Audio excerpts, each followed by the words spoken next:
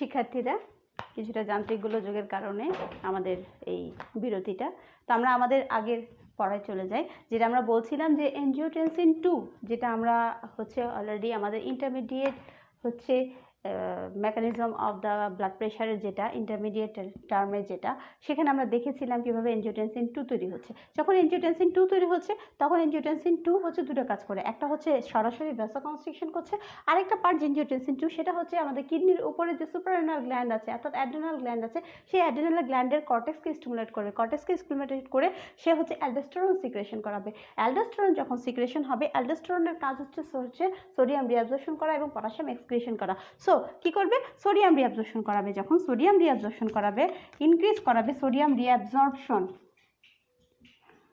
Sodium reabsorption আমরা জানি sodium reabsorption করাবে ডিস্টাল কনভলিউটেড টিবিউলস এবং কালেক্টিং টিবিউলসের মধ্যে হচ্ছে সোডিয়াম রিঅ্যাবজর্পশন করাবে। যখন সোডিয়াম রিঅ্যাবজর্পশন বেড়ে যাবে, সোডিয়াম রিঅ্যাবজর্পশন যখন বেড়ে যাচ্ছে,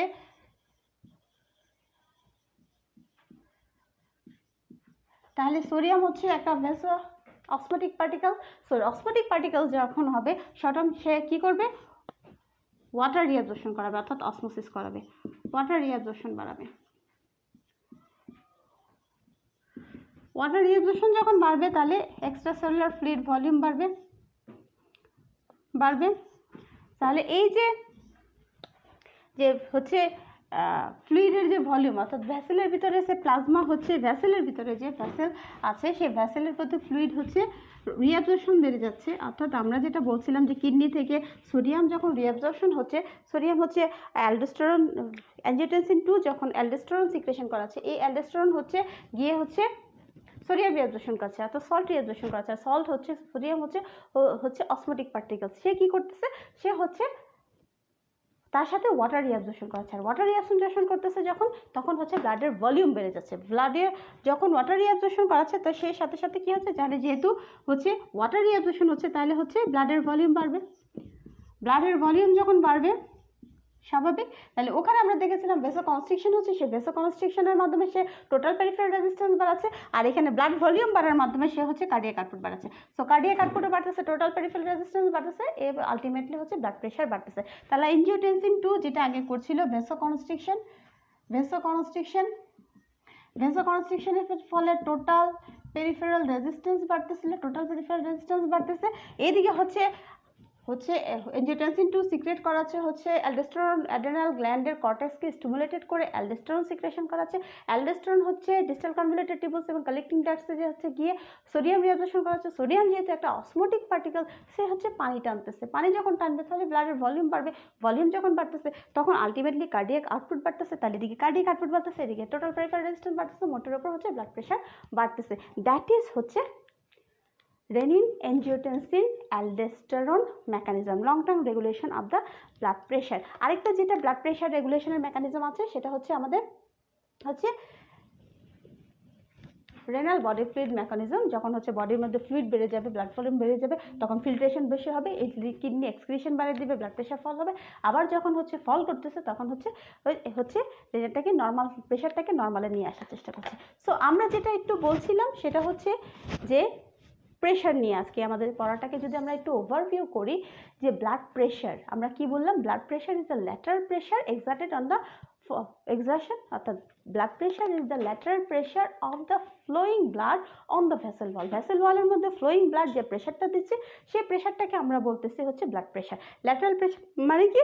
ল্যাটারাল প্রেশার ভেসেল ওয়ালের সাথে ব্লাড যে পারপেন্ডিকুলার অর্থাৎ 90 ডিগ্রি অ্যাঙ্গেল করে ফ্লো হচ্ছে এদিকে, ল্যামিনাল ফ্লো হচ্ছে এদিকে, ভেসেল ওয়াল এখানে ব্লাডটা যাওয়ার পথে ল্যাটারালি যে প্রেশারটা 90 ডিগ্রি অ্যাঙ্গেল করে ওয়ালের সাথে যে প্রেশারটা দিচ্ছে সেটাকে আমরা বলতেছি ব্লাড প্রেশার।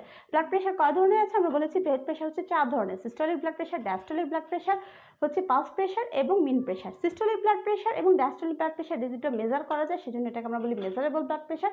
ডায়াস্টোল হচ্ছে পালস প্রেশার এবং হচ্ছে মিন প্রেশার, এই দুটো প্রেশার মেজার করা যায় না, এরা ক্যালকুলেশন করে বের করতে হয়, এই জন্য এটাকে বলা হয় calculative blood pressure. Systolic blood pressure normally হচ্ছে 100 থেকে 140 millimetre of mercury. Diastolic blood pressure হচ্ছে 60 থেকে 90 millimetre of mercury. Pulse pressure হচ্ছে the difference between systolic blood pressure and diastolic blood pressure, যেটা নর্মালি হচ্ছে 40 মিলিমিটার অফ মার্কারি।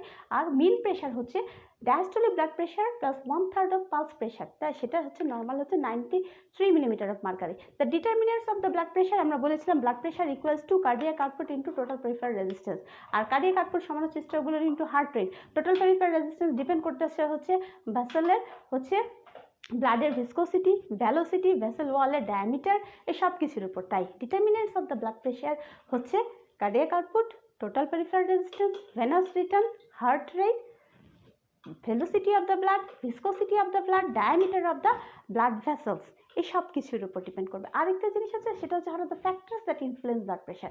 যে ফ্যাক্টরগুলো influence করে তার মধ্যে হচ্ছে এজের বয়স বাড়ার সাথে হচ্ছে ব্লাড প্রেশার বাড়ে, স্পেশালি যে সিস্টোলিক ব্লাড প্রেশার বাড়তে থাকে যেহেতু ভেসেল ওয়ালের ইলাস্টিসিটি হচ্ছে হয়ে যায়। তারপরে যেটা হচ্ছে সেটা হচ্ছে আমরা বলেছিলাম সেক্স, মেয়েদের ক্ষেত্রে 10% লেস থাকে হচ্ছে এই ব্লাড প্রেশার কম থাকে একটু। তারপরে কি হচ্ছে বডি ওয়েটের উপর ডিপেন্ড করবে, যত বডি ওয়েট বাড়লে ব্লাড প্রেশার বাড়ার সম্ভাবনা থাকে, সার্ফেস এরিয়া বাড়ে সেজন্য কার্ডিয়াক আউটপুট বাড়ে, সেজন্য সিস্টোলিক ব্লাড প্রেশার বাড়ার সম্ভাবনা আছে।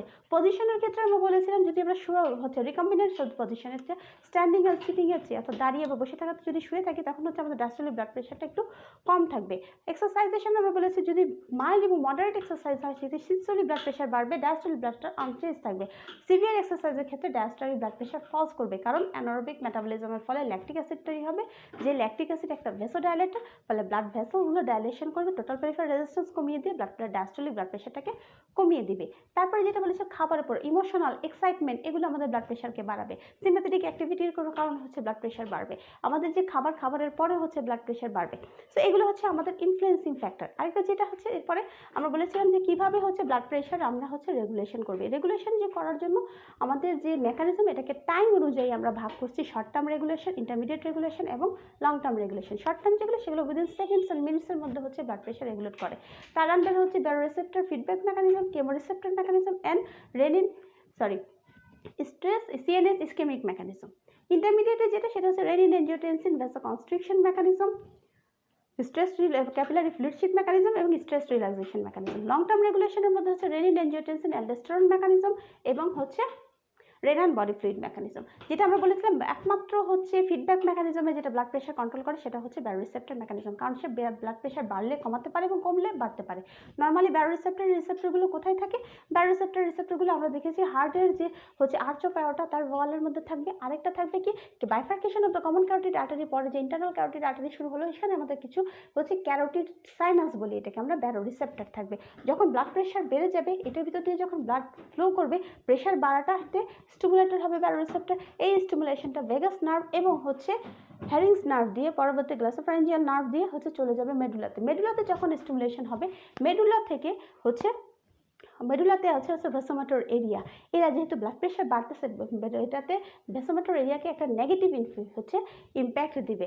ফলে কি হবে ভেসোমোটর এরিয়া হচ্ছে আর কোনো পজিটিভ করবে না, অর্থাৎ হচ্ছে টোন যেটা সেই টোনটাকে সে মেনটেন করছে না, অর্থাৎ ভেসো ডাইলেশন হচ্ছে। একই সাথে হার্ট রেট কমে যাচ্ছে, মায়োকার্ডিয়াল কন্ট্রাক্টিলিটি কমতেছে। তাহলে হার্ট রেট কমতেছে, মায়োকার্ডিয়াল কন্ট্রাক্টিলিটি কমতেছে, তার মানে কার্ডিয়াক আউটপুট কমতেছে, আর হচ্ছে ভেসো হচ্ছে ডাইলেশন হচ্ছে। ভেসো ডাইলেশন হচ্ছে মানে টোটাল পেরিফেরাল রেজিস্ট্যান্স কমছে, ফলে হচ্ছে কি ব্লাড প্রেশার কমে যাচ্ছে। আবার যখন ব্লাড প্রেশার কমে যখন যাচ্ছে তখন স্টিমুলেশন হচ্ছে, তখন এই রিসেপ্টরের মধ্যে দিয়ে যাকে ব্যারোরিসেপ্টর আর স্টিমুলেটেড হচ্ছে না, সে দেখছে প্রেশার বেশি নেই।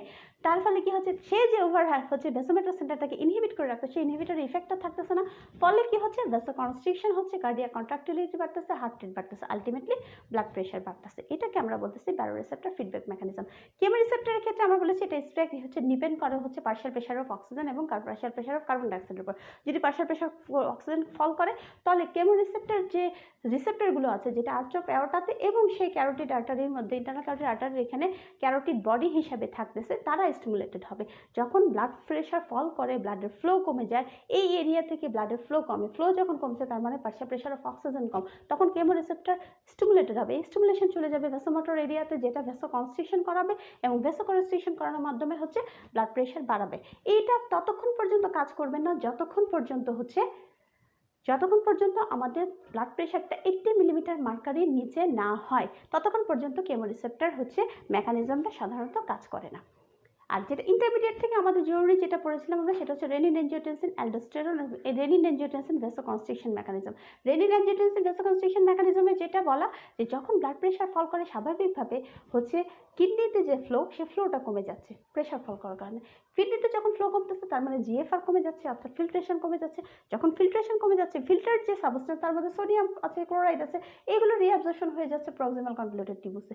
ফলে এটা যখন দূরবর্তীতে ডিস্টাল কনভলিউটের এখানে গিয়ে জ্যাক্সটাগুলার অ্যাপারেটাসের এখানে যাবে, তখন হচ্ছে সোডিয়ামের কনসেন্ট্রেশন কমে যাচ্ছে। এই কমে যাওয়ার ফলে হচ্ছে আমাদের জ্যাক্সটাগুলার সেল স্টিমুলেটর হচ্ছে সে রেনিন সিক্রেশন করাচ্ছে। রেনিন হচ্ছে লাংসে গিয়ে এনজিওটেনসিনোজেনকে এনজিওটেনসিন 1-এ কনভার্ট করতেছে। এনজিওটেনসিন 1 তখন এনজিওটেনসিন 2-তে কনভার্ট হয়ে কিডনিতে এসে ভ্যাসোকনস্ট্রিকশন করছে, এনজিওটেনসিন 2 তখন ভ্যাসোকনস্ট্রিকশন করাচ্ছে। ভ্যাসোকনস্ট্রিকশন করার ফলে ব্লাড প্রেশার বেড়ে যাচ্ছে। লং টার্ম রেগুলেশন আমরা একই রকম, এখানে যখন এনজিওটেনসিন 2 তৈরি হলো, যেটা আমরা মেকানিজম বললাম রেনিন এনজিওটেনসিন অ্যালডোস্টেরন মেকানিজম, যখন এনজিওটেনসিন 2 তৈরি হয়ে গেল, এই এনজিওটেনসিন 2 হচ্ছে দুটো কাজ করবে, একটা হচ্ছে ভ্যাসোকনস্ট্রিকশন করবে, আরেকটা হচ্ছে আমাদের কিডনির উপরে যে সুপাররেনাল গ্ল্যান্ড আছে অর্থাৎ অ্যাড্রেনাল গ্ল্যান্ড, সেই অ্যাড্রেনাল কর্টেক্সের হচ্ছে স্টিমুলেশন করবে, করে অ্যালডোস্টেরন সিক্রেট করে। অ্যালডোস্টেরন হচ্ছে একটা মিনারেলোকর্টিকয়েড হরমোন, যেটার কাজ হচ্ছে সোডিয়াম রিঅ্যাবজর্পশন করানো এবং পটাশিয়াম এক্সক্রিশন করানো। তো সে কি করবে, ডিস্টাল কনভলিউটেড টিউবুলস এবং হচ্ছে কালেক্টিং টিউবুলস যেটা আছে আমাদের কিডনিতে, সেখান থেকে সোডিয়াম রিঅ্যাবজর্পশন করাবে। যখন সোডিয়াম রিঅ্যাবজর্পশন হবে, সোডিয়াম একটা অসমোটিক পার্টিকেল, সে হচ্ছে ওয়াটার রিঅ্যাবজর্পশন করবে। ফলে কি হবে, ব্লাডের ভলিউম বাড়বে। ব্লাডের ভলিউম যখন বাড়বে, কার্ডিয়াক আউটপুট বাড়বে। তাহলে ওখানে ভ্যাসোকনস্ট্রিকশন করছে, তার ফলে টোটাল পেরিফেরাল রেজিস্ট্যান্স বাড়ছে, এখানে ব্লাডের ভলিউম বেড়ে গিয়ে কার্ডিয়াক আউটপুট বাড়ছে, কারণ ভেনোসিডেন্ট বাড়ছে, সো কার্ডিয়াক আউটপুট বাড়ছে। কার্ডিয়াক আউটপুট বাড়ছে এবং টোটাল পেরিফেরাল রেজিস্ট্যান্স দুটো বাড়ার ফলে হচ্ছে ব্লাড প্রেশার বেড়ে যাচ্ছে। এই হচ্ছে মোটামুটি আমাদের আজকে হচ্ছে ব্লাড প্রেশার কমপ্লিট হচ্ছে লেকচার। আমরা হাইপারটেনশন নিয়ে পরবর্তীতে কথা বলবো। আজকে এই পর্যন্তই। আশা করি ব্লাড প্রেশার বুঝতে তোমাদের কোনো সমস্যা হয়নি। তারপরেও যদি কোনো সমস্যা থাকে, কোনো কিছু জানার থাকে, তাহলে অবশ্যই আমাদেরকে জানাবে। ততদিন পর্যন্ত সবাই ভালো থেকো, আবার দেখা হবে।